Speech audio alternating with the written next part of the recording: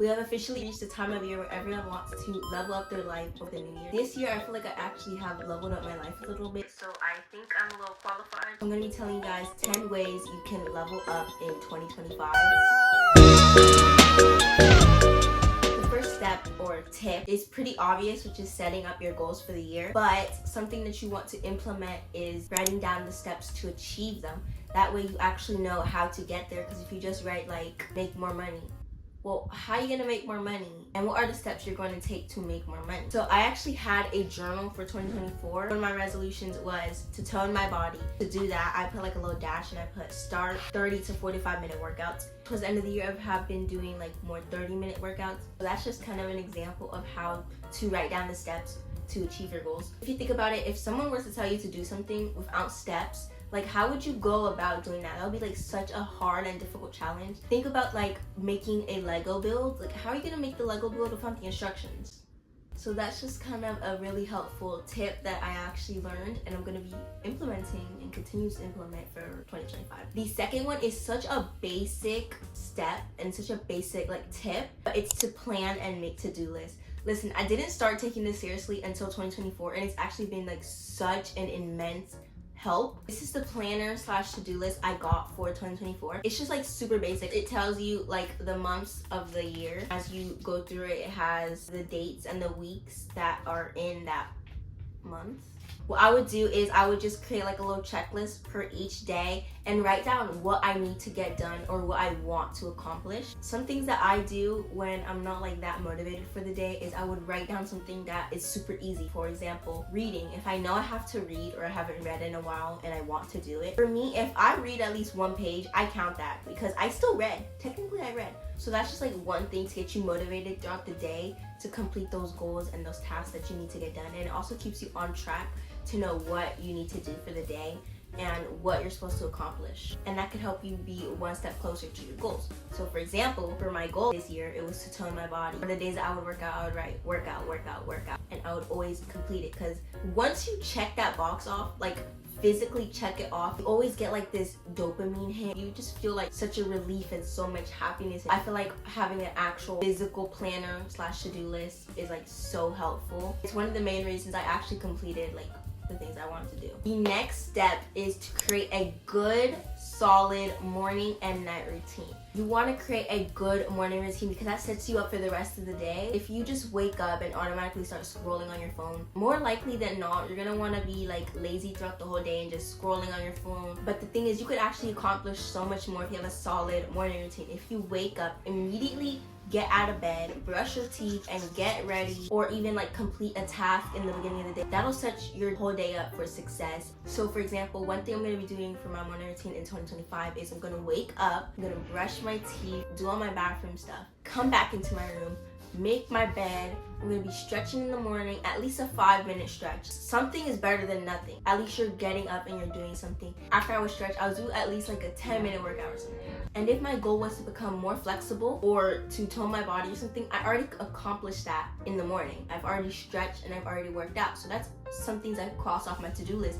Already I'm feeling so productive. Once you do a workout early in the morning or before anything else, you feel so good for the whole day. I can testify this because when I wake up and I like get ready, do my workout really early, I feel like so good mentally. I'm like, I can do anything, because if I did this hard workout, I can do my schoolwork for a little bit, you know? I can do my laundry, I can do other hard stuff, you know what I mean? And for your night routine, that sets you up for the night, which sets you up for the next day. So if you don't have a good night routine, then girl, what are you doing? You need a good night routine that sets you up for good sleep. Which kind of brings me to my next tip number 4, is to limit your screen time and your social media. Social media is actually holding you back like a ton. Which is part of the reason why I'm kind of glad that TikTok's getting banned, because my screen time from TikTok is literally so bad. But one thing I've done to change it is I went into my settings and I made my phone kind of like auto lock down of the apps that could be holding me back from potential. Also, I put a screen time on my TikTok and some of my other social media apps. So because I'm not like a TikTok creator, I just use it to scroll. I limit it to like 2 hours a day, somewhere in that range, because 3 hours of TikTok every single day, that's 21 hours. That's almost a whole day that you're wasting. That's kind of embarrassing. And I'm sorry, but I have to come at it like that. You're spending almost a whole day on TikTok not even contributing to your life. Social media is kind of bad because it like ruins your perception of everything. Because you go from one video all happy, you scroll to the next one, you're all sad now. Like, and also, your phone staring at a screen for so long just kind of messes up your eyesight and messes with your brain. And by limiting social media and your screen time, you should be getting 8 to 9 hours of sleep. If you're younger, you need more hours of sleep. So if you're like 13 to 18, you need actually 9 hours of sleep, especially if you're a girl. So like 9 to 9.5 hours of sleep, which I know is kind of hard to achieve. Try to get at least 8 hours of sleep. I always like to plan like kind of my wake up time. So if I go to sleep at 8, I always skip to 9 and I start counting from 9. So 9, 10, 11, 12, 1, 2, 3. 4. Yeah, so if I need to wake up at 4, then I would go to sleep around 8. That's 8 hours of sleep, you see? I kind of just like, by skipping that 1 hour where I'm actually resting, get an extra hour of sleep. Girl math. 8 hours is actually 9 hours. And sleep is a really important thing because it actually rests your muscles and it rests your brain. So for 2025, I'm gonna try to go to sleep around like 8 to 9 in that low range. My 6th tip / step for the year 2025 to level up is to become more active. You don't have to be active just to like want to change your looks. It's so good for your body and for your heart and for all of your organs. Actually, you want to be taking care of your body because your body is the one that's sustaining you. Something else that's sustaining you is your mind. So that's actually my 7th tip, to fall in love with something. That could be reading, that could be painting, that could be journaling, that could be being a content creator, that can be roller skating, skateboarding, guitaring, singing, organizing, cleaning, dancing. Literally anything can become a hobby as long as it like stimulates your brain. Mindlessly scrolling is not a hobby. Something that makes your brain interact and focus, that's a stimulating hobby that you want to achieve. Like, I love to journal because 1, it gets all my feelings out and I can actually express kind of what I'm going through to my own self because no one's gonna be reading my own journal. And I'm interacting with my mind, I'm tapping into my emotions, and I'm away from the screen. Any hobby that kind of stimulates your mind. And there's tons of YouTube videos out there that says like 100+ hobbies, blah blah blah, to not scroll. Like, just search up those videos. There's a ton and they're so helpful. My 8th tip / step for leveling up in 2025 is to create balanced meals. What you eat is what you are. You want to be fueling your body correctly and having balanced meals. Now, this is not saying to not eat that pizza, to not eat that cereal, because girl, I devour that every time. Create a balanced meal. You want to focus on adding rather than subtracting. And I learned this from this dietitian on YouTube. She actually changed my whole perspective making my meals. I started focusing on what can I add to my meals to make this better for me. And by better, I don't mean like healthier, because you don't want to use that term. What can this do to like keep me full? What can this do to fuel my body? What can this do to make me happy eating this? You want to try to hit like all the 5 categories: grain, protein, dairy. I forgot what it is, but this is not to say to like stop eating junk food or candy and things like that, because I love eating candy and you cannot stop me.